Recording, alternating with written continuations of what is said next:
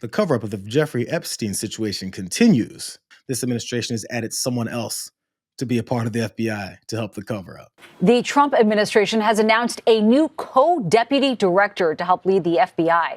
Missouri Attorney General Andrew Bailey will serve alongside the current deputy director, Dan Bongino. Back in 2024, Bailey asked the Supreme Court to step in blocking sentencing during New York's criminal case against Trump. Bonjino, while he was a former Secret Service officer turned media personality, has never ran an organization this large and was never an FBI officer or agent. Neither was Mr. Bailey.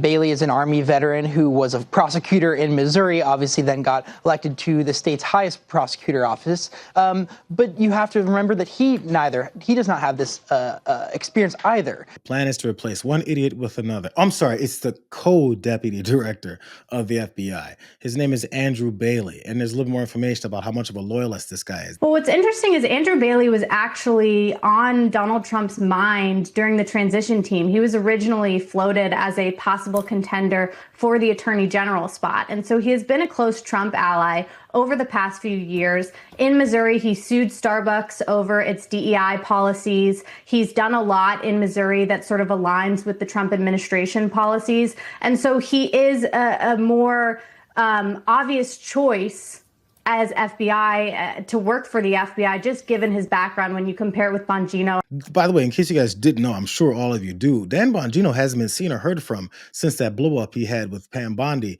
when he was upset about whatever it is that they found, whatever it is that they've seen, and what it is that they're attempting to continue to cover up in those Epstein files. Because in case you guys also forgot, he was one of the podcasters who always talked about, before he was in the middle of this administration, about how we need to get to the bottom of these Epstein files. And now that they've gotten to the bottom of those Epstein files, they're trying to cover it up and put them back on the bottom because they're protecting someone in the White House whose name is all over those files. So since he hasn't been seen or heard from, he must have had this one moment where he went, damn, we can't do this. Oh my God, this is horrible. Donnie, it was you. And they've been trying to shut his ass up ever since. They spoke more about why this guy hasn't been fired yet, though. And so the open question that I've been hearing is Dan Bongino going to stay long term? I've heard some people suggest that this isn't an arrangement he's going to be interested in. Of course, he was a successful podcaster before joining the FBI. So will he return to that? Will he stay at the FBI? Nobody really knows as of now, but this is certainly an arrangement that is seems to be unique. Is there any surprise that Dan Bongino just hasn't been dismissed? Why he's still there, given the fighting with the attorney general? Or perhaps is there concern that if you let Dan Bongino go and get back into the podcasting world, that he's a liability? Well, I think the big thing with this administration, and we've seen it, is there's a real reluctance to get rid of people, right? This administration is much more aligned internally, even with those internal fights, than Trump 1.0. I've talked to a number of administration officials and people who worked in the first Trump administration who have said, we don't want to repeat the mistakes of the first administration, which was sort of a revolving door at times and caused a lot of external unnecessary drama as they look back on it. And this time around, Donald Trump, by and large, really believes in his team. And so I think that he doesn't feel like it is necessary because he has a team who are really loyal to the president and his agenda. And you've seen that. And with Dan Bongino, it's really interesting because he really created this following for himself well before Donald Trump tapped him to be FBI director. So there is a chance if he decides to leave that he can go back to that and still have that following. I don't think that following will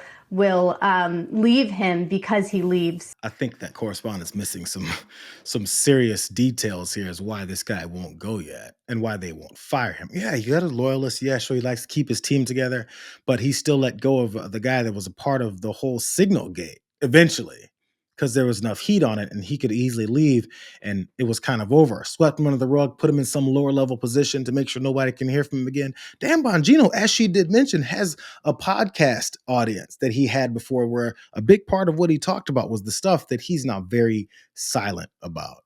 Do you remember how big Kash Patel and Dan Bongino's eyes got when they were in that interview talking about how Jeffrey Epstein, in fact, did kill himself? People don't believe it. Well, I mean, listen, they have a right to their opinion, but as someone who has worked as a public defender, as a prosecutor, who's been in that prison system, who's been in the Metropolitan Detention Center, who's been in segregated housing, you know a suicide when you see one, and that's what that was. He killed himself. You want me to? I've seen the whole file. He killed himself. I know it's hard work. He was like, I swear, I saw it. I saw it. Dan Bongino never talked that little amount ever in his life. There's only so much he wanted to say and could say. And I don't know, maybe he's watching his back. I mean, as you know, people have died around this. There's another aspect of this. There was this whole TikTok thing that they've started. The White House started a TikTok account. And this is more of the writing on the walls, the way people are responding to what it is that's happening with this cover up. Because everywhere they look, they had a lock on the bros online. They had a lock on the social media. And then those square Democrats had no idea how to respond.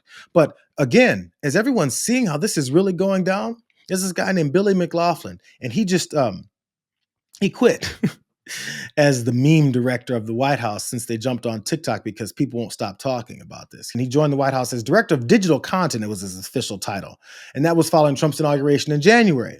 He announced his departure from the role in an op-ed for Fox News. I'm not going to read you that whole op-ed because it was long and it was very glowing about all the great work that they did because they captured the hearts and minds of the people online. And I think there was a certain segment of that where they did. The only problem is now is the hearts and minds are noticing how much he's destroying the country. So while it's unclear when exactly he left the role, his LinkedIn lists him as being in the role until July. Many were quick to point out that the White House had just tried to launch this new TikTok account on the previous day before he got the hell out of there, only to receive a substantial amount of criticism and trolling from their users in response to them doing that. In this article for Fox News, he wrote that serving as director of digital content for Trump was the most meaningful and intense chapter of his entire professional life. Let me show you guys some of the intensity that he had to deal with after one day. Here's some of the direct and immediate responses that he got over on TikTok as they tried to capture the hearts and minds again of all these people. As you can see, there's some drag versions of Donald Trump and Jeffrey Epstein at the top left. There's another one where someone pointed out another distraction for the Epsteinth time. Oh, there was that couple that was caught at that Coldplay concert, except they've been morphed into Donald Trump and Jeffrey Epstein being caught. Oh, there's Ivanka Trump with the red hat. My dad's on the list.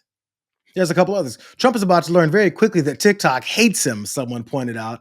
Vladimir Putin, who he's kowtowing to, is pointing out, again in this meme, he's on the list. So as this meme content guy is really on fire, I think all the meme folks online are figuring out what it is they really want to tell him. And once he saw it, he didn't want to do it no more. Here's the last one at the bottom right. Someone wrote, will they publish Jeffrey Epstein's files on this account? It's the first time we've had a convicted criminal of 34 crimes in the White House, by the way. And apparently he couldn't take the heat, even though he had captured the hearts and minds of everyone online. It kind of sucks when you've discovered that the destruction that you've unleashed on the country has even reached people who they thought were brainless and weren't paying attention and just want to see some funny memes from the White House of Donald Trump doing his stupid ass YMCA dance. That's what he thought it would be because it worked for him for a few months. That is until everyone discovered who these guys really are.